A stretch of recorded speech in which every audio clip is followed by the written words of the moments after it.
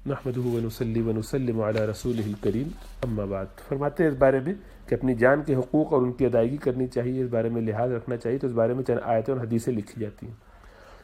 اللہ سبحانہ وتعالی نے حضرت ابراہیم علیہ السلام کا قول نعمتوں کے شمار میں ارشاد فرمایا ہے کہ جب میں بیمار ہوتا ہوں تو وہی مجھے شفا دیتا ہے. اس سے صحت کا مطلوب ہونا صاف معلوم ہوا کہ اچھی صحت یہ نعمت ہے، اس کا اہتمام کرنا چاہیے، اس کا اللہ سے سوال کرنا چاہیے، دعا کرنی چاہیے. اور فرمایا اللہ تعالیٰ نے کہ ان دشمنوں کے لیے جس قدر تم سے ہو سکے قوت جمع کرو. وَأَعِدُّ لَهُم مَّا اسْتَطَعْتُم مِّن قُوَّةٍ، اور اوپر والی تھی وَإِذَا مَرِضْتُ فَهُوَ يَشْفِينِ. اس میں قوت کی حفاظت کا صاف حکم ہے.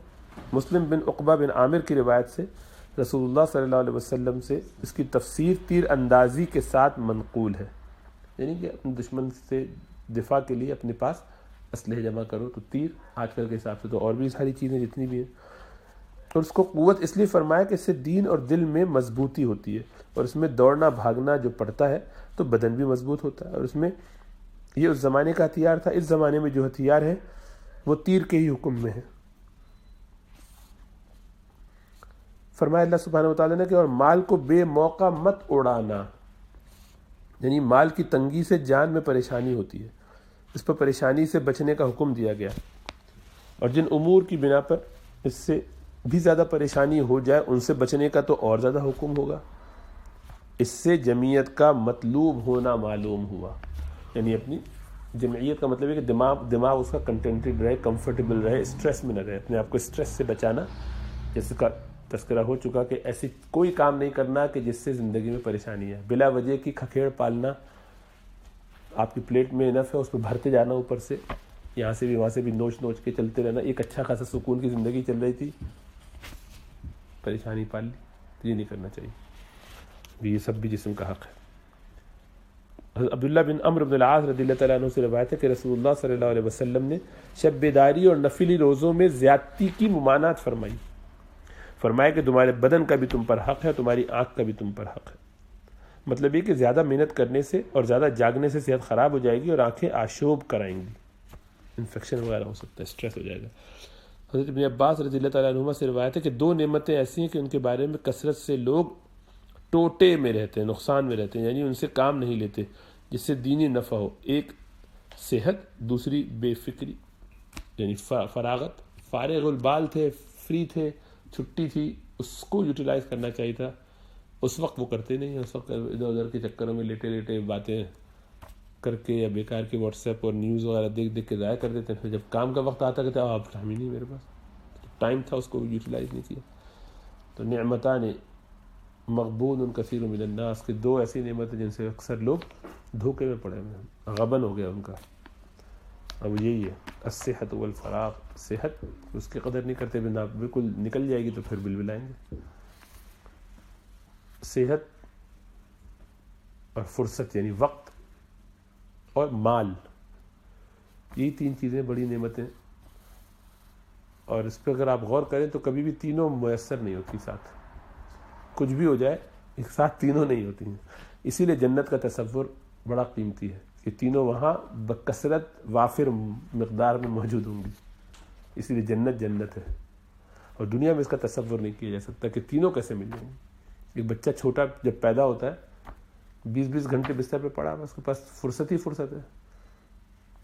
وہ 2 گھنٹہ سارے دن کا اگر ٹائم اس کا لگائے تو 2 گھنٹے 2.5 گھنٹے سے زیادہ وہ کھاتا نہیں ہے. اتنا ہی کل اس کا 2-2.5 کا تھوڑا سا دودھ پینے میں تھوڑی تھوڑی دیر بعد بھی پیتا ہو تو گھنٹے 1.5 گھنٹے میں فارغ ہو جائے گا سارے دن میں، اور 20 گھنٹے سوئے گا.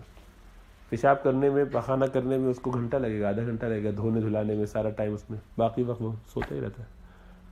اتنا ٹائم اس کے پاس فرصت سے، لیکن نہ صحت ہے نہ مال ہے، دونوں طرف سے فارغ ہے، بالکل کمزور، چیتھڑے کی طرح پڑا ہوا ہے. کوئی بھی آ کے ادھر ادھر کر دے، چوہے آ کے کاٹنا شروع کر دے تو ختم کر دے گا بندے کو. بچہ ہلا نہیں سکتا، کوئی بندہ موجود نہ اسے حفاظت کرنے کے لیے تو رو تو سکتا ہے وہ، لیکن کھا جائے گا. چوہا بھی قطر قطر کے ختم کر دے تو کوئی مسئلہ نہیں ہے. اتنا کمزور اور لاغر ہوتا ہے بچہ. ایسے تھوڑا سا بڑا ہوتا ہے تو کچھ تھوڑی طاقت آتی ہے، لیکن ابھی بھی اتنی نہیں کہ خود سارے کام کر سکے. اس عمر کا ہو جائے 8 سال 10 سال کا تو تھوڑا بھاگ دوڑ کر سکتا ہے. فرصت ابھی بھی کچھ نہ کچھ ہوتی ہے، لیکن مال پھر بھی نہیں ہوتا.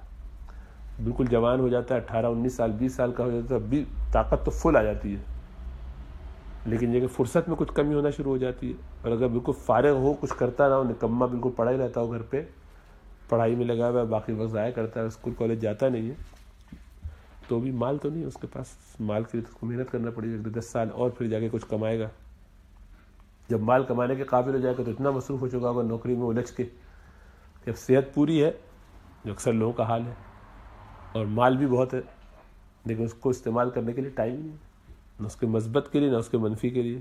بہت مشکل سے چھٹیاں ملتی ہیں تو اس میں کہیں جا سکتا آ سکتا ہے، باقی وہ پھنسا ہوا ہے کمانے میں، گھن چکر بنا ہوا ہے. جب بوڑھا ہوگا اور ریٹائر ہوگا تو اس وقت مال بہت جمع کر لیا ہوگا اور وقت بھی اب بہت ہوگا دوبارہ. اب تو گھر پہ ریٹائرڈ ہے لیکن اب صحت ہی نہیں کہ اس کو استعمال کر سکے، نہ چڑھ سکتا ہے نہ اتر سکتا ہے، لوگوں کی مدد پہ چل رہا ہے، بندے رکھے ہوئے گھر میں اپنے ہی کام کرانے کے لیے، ذاتی کام کے لیے. تو ایسا بہت کم ہوتا ہے، اتنا ایسا چھوٹا سا فیز آ سکتا ہے کہ جس میں مال بھی ہو اور صحت بھی ہو اور فرصت بھی ہو کہ ریٹائرمنٹ کا.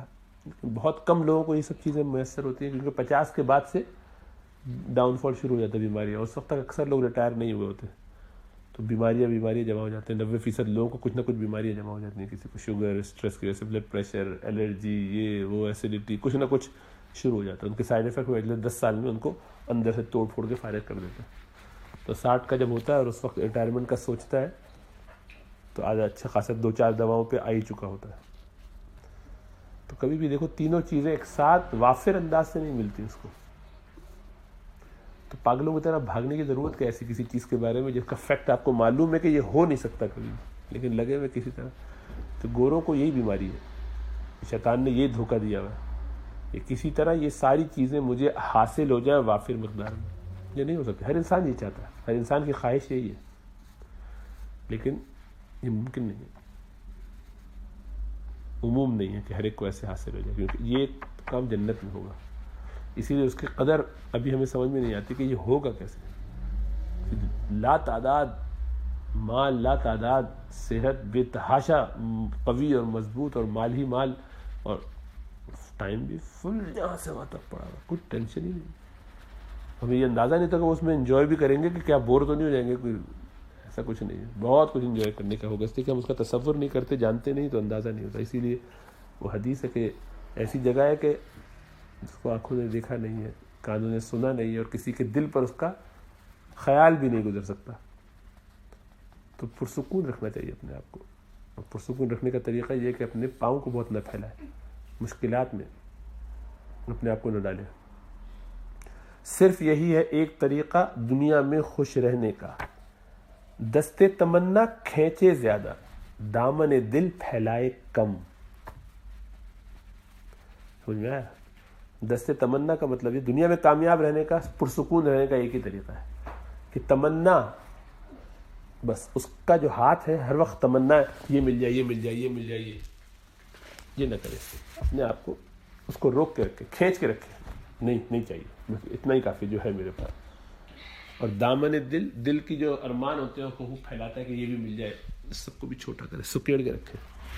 دامن دل نہ پھیلائے بہت زیادہ، یعنی طلب میں نہ لگے، مال کی طلب میں، دنیا کی طلب میں، جاہ کی طلب میں، عزت، آبرو، نام، کسی چیز کی طلب میں نہ لگے. تو جتنا اپنے آپ کو رو کے رکھے گا اتنا فائدے میں رہے گا. وہ حدیث میں جو آتا ہے ما عال من اقتصد، کہ جو اقتصاد کے ساتھ چلتا ہے، اکنومیکل ہو کے چلتا ہے، وہ کبھی بھی فقیر نہیں ہوتا، وہ ضرورت مند نہیں ہوتا کہ لوگوں کے آگے ہاتھ پھیلانے پڑے. اس کو نہ مالی طور پر ہاتھ پھیلانا پڑتا ہے، نہ جسمانی طور پر کسی کا ڈیپینڈنٹ ہونا پڑتا ہے، اس لیے کہ وہ فزیکلی بھی اپنے آپ کو حقوق ادا کر رہا ہے، سنبھال کے چل رہا ہے، اعتدال کے ساتھ چل رہا ہے. ہوتا ہے کہ وہ بس جانور بنے ہوئے، بالکل ہی کھا رہے ہیں تو کھائے چلے جا رہے ہیں، بے وقت کھا رہے ہیں، بے وقت سو رہے ہیں، بے وقت سارے کام کر رہے ہیں. تو جسم بھی فزیکلی اسٹرانگ نہیں رہتا، کیونکہ تو ابھی لگتا ہے، نظر نہیں آتا نا، یہ تو اس کے سارے کیومولیٹیو ایفیکٹس جمع ہوتے ہیں، اور وہ اجتماعی طور پر جب سارا اس کا اثر آتا ہے تو 40 اور 50 کے بعد دھڑ سے گرتا ہے تو پتہ چلتا ہے کہ یہ کیا ہوا. اچانک سے دل کی آرٹری کیسے بند ہوا، تو بالکل ٹھیک ٹھاک چل رہا تھا، اچانک سے یہ واقعہ کیسے ہوا. ایسا ابھی نہیں ہوا، اچانک نہیں ہوا کہ کل کچھ کھا لیا تھا اور آج کچھ ہو گیا. تو وہ آپ پیچھے سے جو اندر ہی اندر گڑبڑا رہے تھے، اس کے اثرات جمع ہوئے ہیں، اور وہ وقت سارا ایک اس کا شاخسانہ ہے. اس لیے پہلے سے سمجھدار ہو کے چلنا چاہیے. جسم کا حق ادا کرنا چاہیے. اللہ ہمیں سمجھ عطا فرمائے.